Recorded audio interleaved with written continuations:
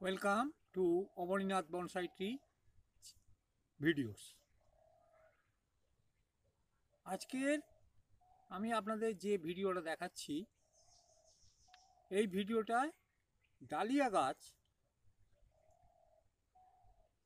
কুঁড়ি আসবার সময় বা কুঁড়ি আসবার আগে যে একটা ফাইনাল মিশ্র সার দিতে হয়, সেই সারটা কিভাবে দেবেন এবং ফুল আসার সময় বা ফুল আসার আগেই কিভাবে গাছের পরিচর্যা করবেন। আপনারা ধৈর্য ধরে একটু আমার ভিডিওটা দেখবেন আশা করি, এবং যদি ভিডিও ভালো লাগে আপনারা আমাকে সাবস্ক্রাইব করবেন, কারণ এর পরবর্তী আরও অনেক ভিডিও এইরকম আমি আপনাদের ভবিষ্যতে দেখাবার চেষ্টা করব। গাছগুলো আপনারা দেখছেন, এই গাছগুলোর বয়স 6 সপ্তাহ। 24শে নভেম্বর এই গাছগুলো আমি বসিয়েছিলাম।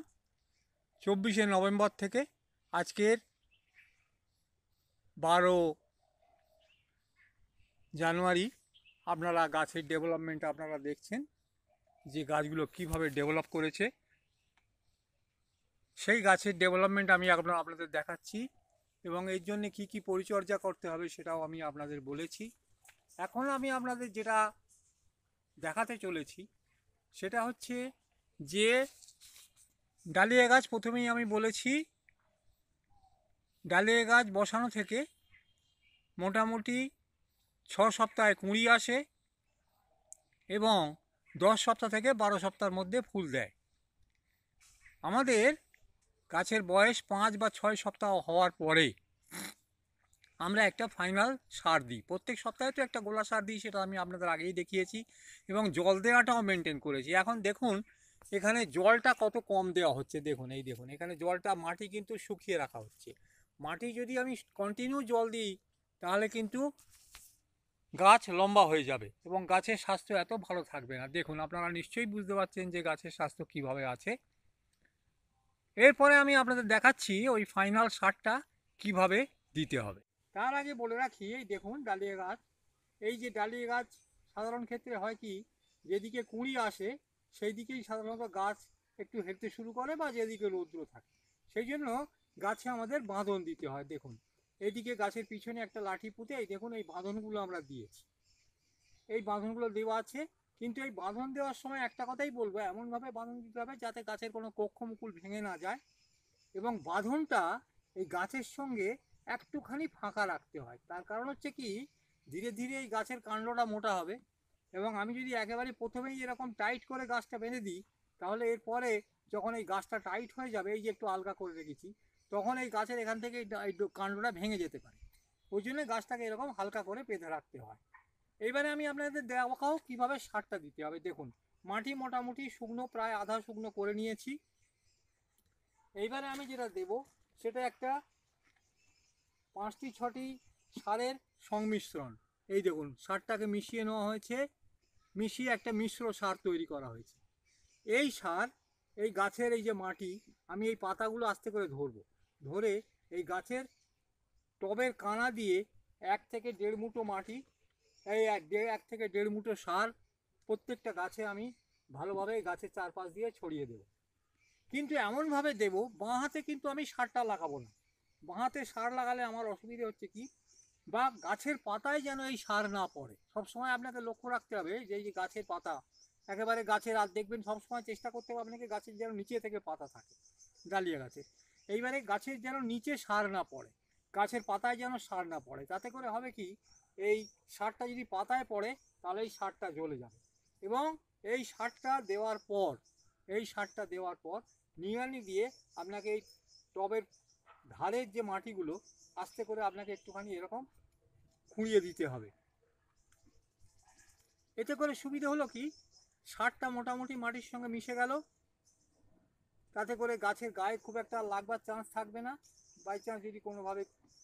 এই জন্যে এই গাছের মাটিটাকে আমি এইভাবে খুঁড়িয়ে দিলাম। এইভাবে মাটি খুঁড়িয়ে দেওয়ার পর এই সারটা এখানে আমি দিয়ে দিলাম 1 থেকে 1.5 মুঠো, এবং এটা দিতে হবে গাছ বসানো থেকে 6 সপ্তাহ, মোটামুটি 6 সপ্তাহ পরে, 5 সপ্তাহ থেকে 6 সপ্তাহ পরে, মানে ঠিক কুঁড়ি আসবার আগে। দেখুন প্রত্যেকটা গাছে প্রায় কুঁড়ি আসবার টাইম হয়ে গেছে। আমি আগেও বলেছি এখনও বলছি, প্রত্যেকটা গাছ ফাইনাল পটে বসাবার পর মোটামুটি 6 থেকে 7 সপ্তাহের মধ্যে সেই গাছে কুঁড়ি আসে। 6 থেকে 7 সপ্তাহের মধ্যে সেই গাছে কুঁড়ি আসে এবং 10 থেকে 12 সপ্তাহের মধ্যে সেই গাছে ফুল ফোটে। এই হিসাব করে, বিশেষ করে ডালিয়া, আপনাকে এই হিসাব করেই ডালিয়া করতে হবে। যদি কেউ সয়ে যান বা কিছু কন, তাকে এই হিসাব করে ডালিয়া, এবং এই 6 সপ্তাহে যে সারটা আমি দিলাম, এই সারটা আজকের এই দিয়ে আমি দিলাম এখন মাটিতে। এই সার দেওয়ার পর আগামীকাল বিকালে এইটাকে আমি, বা আগামীকাল সকালে এই সারটা কিছুটা মাটির সঙ্গে মিশে যাওয়ার পর আগামীকাল সকালে আমি এটাকে পুরো জল দিয়ে ভাসিয়ে দেব। আবার কিন্তু আবার ওই 2 দিন 3 দিন পরে আবার জল দেব, এবং আজকেরই বিকালের দিকে এই মাটিটাকে আমি দেখে নেব যে আবার শুকিয়ে গেছে কিনা। এখন আপনাদের আমি জানিয়ে দিচ্ছি যে এই সারটা, এই মিশ্র সারটা কিভাবে তৈরি করতে হবে। এই মিশ্র সারটা তৈরি করার জন্য আপনাকে নিতে হবে 4 ভাগ সরিষার খোল গুঁড়ো, 4 ভাগ সরিষার খোল গুঁড়ো, স্টেরামিল 3 ভাগ, সুপার ফসফেট 3 ভাগ, মিউরেট অফ পটাশ 2 ভাগ, আর সালফেট অফ অ্যামোনিয়া 1 ভাগ। এইগুলো আপনাকে সমস্ত কিছু একসঙ্গে মিশিয়ে নিতে হবে। এর সঙ্গে মিশিয়ে নেওয়ার পর আপনাকে এবারে ঠিক করতে হবে যে গাছ পিছু আমি একবারে 1 থেকে 1.5 মুঠো আমি সার দিচ্ছি। 1 থেকে 1.5 মুঠো সার মানে মোটামুটি 1 মুঠো মানে 50 গ্রাম, সেখানে 50 থেকে 70 গ্রাম সার আমি একবারে একটা গাছে দিচ্ছি। তো একবারে যদি 70 গ্রাম আমি সার দিই, তাহলে এটা দুবারে দেওয়ার জন্য আমাকে 140 গ্রাম সার আমাকে দিতে হবে। এইবারে আমি কিভাবে সারটা কিনবো, এবারে হচ্ছে আমাকে হিসাব করতে হবে। 10টা ডালিয়া গাছ আছে, 10টা ডালিয়া গাছে যদি একটায় আমি 70 গ্রাম দিই, তাহলে 140 গ্রাম দুবারে দিলাম, তার মানে 140 গ্রাম ইন্টু 10, তার মানে 1 কিলো 400 গ্রাম সার আমাকে সব মিলিয়ে তৈরি করতে হবে। সেই সারটা আমি কিভাবে তৈরি করব।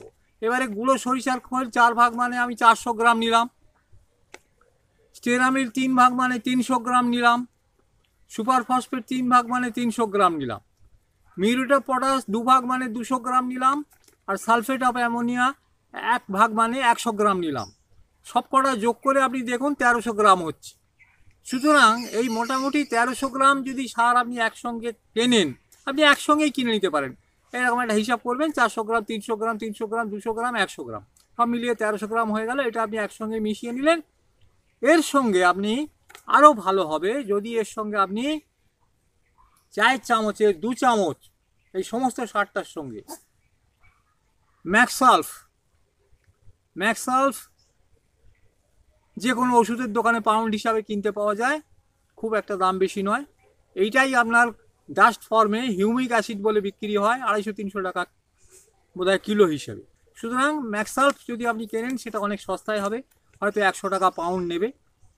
সেটাকে আপনি ডাস্ট করে নিয়ে এর সঙ্গে 4 চামচের 2 চামচ যদি মিশিয়ে দিতে পারেন, তাহলে তার রেজাল্ট আরও ভালো হবে। তার কারণটা বলি, আমরা অনেকেই জানি না ম্যাক্সালফ কী কাজ করে। ম্যাক্সালফের অন্যান্য অনেক গুণের মধ্যে একটা গুণ হচ্ছে যে ফুলের সঠিক রঙকে ও ধরে রাখে। অনেক সময় আমরা ডালিয়া গাছ করি, চন্দ্রমল্লিকা গাছ করি, সারের এদিক ওদিক হওয়ার জন্যে সেই ফুলের রং ফেড হয়ে যায়, হয়তো দেখা যায় ফুলের রং অন্যরকম হয়ে গেল, বাই কালার হয়ে গেল। অরিজিনাল ফুলের রং পাওয়ার জন্য ম্যাক্সালফটা খুব জরুরি।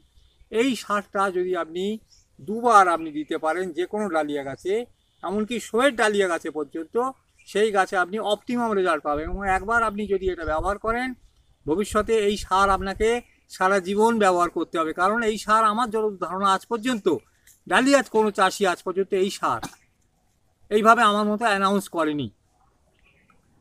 আর আরও একটা কথা আমি যেটা আপনাদের বলা উচিত বলে মনে করছি, আমার ডালিয়া গাছ আমি খুব ভালোভাবে বেশি সার আমি দিইনি। তার কারণ আমি বলছি, যেহেতু আমি ব্রিডিং পারপাসে এই ডালিয়াগুলো করেছি, এগুলো শোয়ের পারপাসে নয়, ব্রিডিং পারপাসে করেছি। যদি খুব বেশি আমি সার দিই তাহলে ফুলের ডিস্ক খুলবে না। আপনারা অনেকেই জানেন, ডিস্ক যদি না খোলে, মানে মাঝখানে যেটার মধ্যে রেণু জন্মায়, সেই ডিস্ক না খুললে পরাগ পাওয়া যায় না। সেই জন্য আমি ফুলগুলোকে একটু মানে কমজোরি করে করেছি, যাতে প্রত্যেকটা ফুলের ডিস্ক খুলে যায় এবং ডিস্ক খুলে গিয়ে আমি পরাগরেণু পেতে পারি। আমি সেই ব্রিডিংয়ের জন্য করেছি বলে ডালিয়া গাছগুলোকে আমি আরও বেশি না তো আমি হেলদি করতে পারতাম, বা হেলদি করিনি আমি ইচ্ছা করে। আজকের আশা করি আমি আপনাদের বোঝাতে পেরেছি যে কিভাবে আমরা এই সারটা তৈরি করছি এবং কিভাবে এই সারটা দিতে হবে।